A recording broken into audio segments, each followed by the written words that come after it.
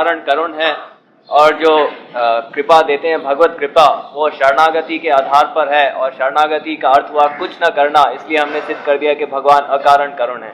पर यह भी बताया गया है कि भगवान जो मानव देह देते हैं कबहों का करी करुणा नर देही, तो वो भी वहां भी वो बिन हेतु सने ही, तो वहां तो अपने कर्म के अनुसार हमें मिल रहा है। तो फिर वहां पे तो हमने फिर कुछ किया, जैसे शरणागति में तो कुछ नहीं किया, तो यहाँ तो कुछ किया, तो फिर ये कैसे सिद्ध होगा कि यहाँ भी वे अरे भैया शरणागति में तो बहुत कुछ किया, मानव देह में अधिक नहीं किया। मानव देह मिलना ये बहुत बड़े ऊंचे संस्कार का काम नहीं है। ठीक है, अच्छे संस्कार का काम है, लेकिन इतना अच्छा संस्कार नहीं जो शरणागति कर लिया किसी ने। ये शब्द बोलने के लिए मधुर है, लेकिन शरणागति करना ये फर्क है कि नहीं। संसार से मन हटाना, भगवान में उसको अटैच करना सदा के लिए, अनंत जन्म में नहीं कर पा रहे, इतना बड़ा काम है, कुछ करना ही नहीं है। अरे शरणागति करना भी कर्म है, लेकिन सवाल ये है कि शरणागति करके हमने यही तो किया ना कि हमने अपना मान लिया, केवल आप ही हमारे हैं। अब तो वो सामान दे रहा है गुरु या भगवान, उसका दाम तो नहीं दिया हमने। हम एक व्यक्ति के पास चले गए कुंडा में, सुना कि वहां वो साहब जो मांगो दे देता है, कपड़े की दुकान है, कपड़ा दे देता है जो मांगो। हम चले गए यहाँ से कुंडा विश्वास करके, और उसकी दुकान पे जाकर कहते हैं कि साहब आपके यहाँ कपड़ा फ्री मिलता है, हमको चाहिए। उसने कहा हाँ मिलता है, लीजिए। तो कपड़े का दाम तो हमने दिया नहीं, उसके दरवाजे पर हम चले गए। तो शरणागति का इतने मतलब है, अपने मन को भगवान के दरवाजे पर डाल दिया भिक्षा मांगने के लिए।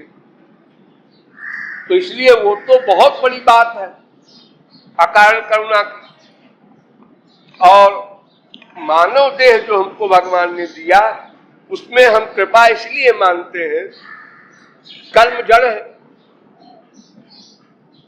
हमने किसी महापुरुष की सेवा की, हमने दान किया, तब वो दान किया हुआ पैसा तो अगले जन्म में चैतन्य बन के नहीं आएगा कि साहब देखो तुमने दान किया था इसलिए तुमको हम डबल दे रहे हैं।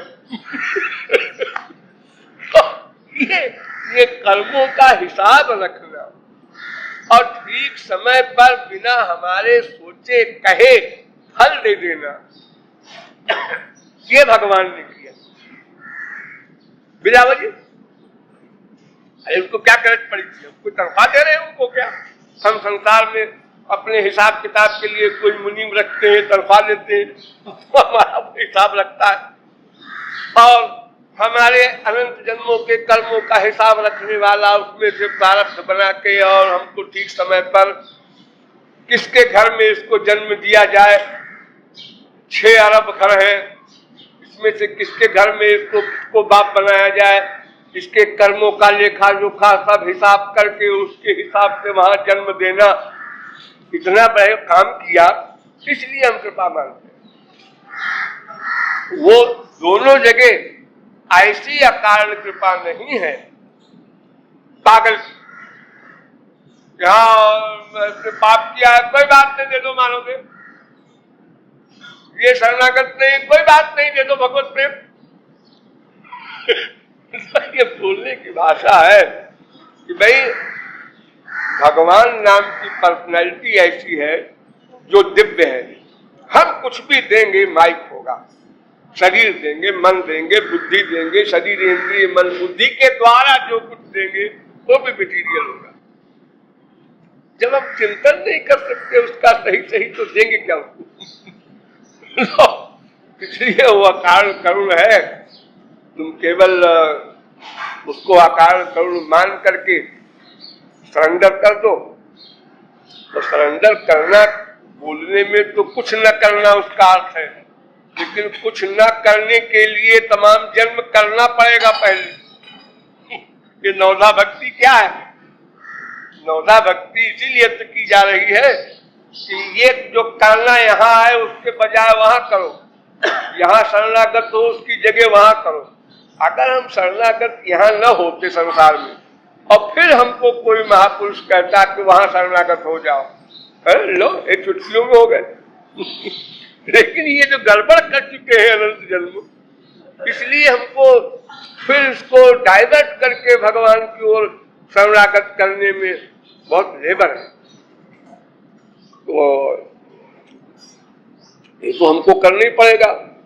तो कुछ नहीं करने का मतलब ये तो नहीं है कि हाँ ऐसा हमारा मन है कि न संसार में है न भगवान में है, पेंडिंग में पड़ा है, उसको उठाया भगवान में डाल दिया।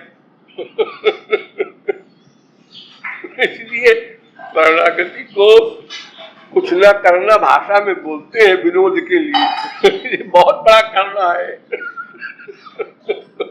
वही सब करना है। देखो यहाँ पर साधना होती है और 100 बार मैं चिल्लाता हूँ बातें न करो, नहीं रहा जाता लोगों से। आप लोग घर से बाहर गए, 2 आदमी साथ जा रहे हैं, देखा आगे पीछे कोई।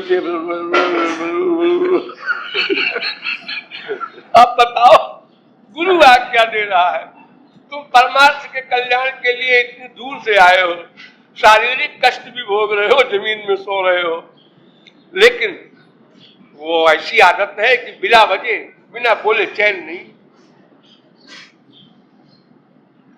तो न बोलना, इस पर तो कोई मेहनत नहीं है। कहने में तो ऐसे आएगा ना, भाई बोलने में तो शब्द बनाओ, वाक्य बनाओ, बुद्धि लगाओ, तब कोई एक सेंटेंस बोलता है। न बोलने में क्या मेहनत है। लेकिन जो हमेशा बोलता रहता है उसको न बोलने में मेहनत है।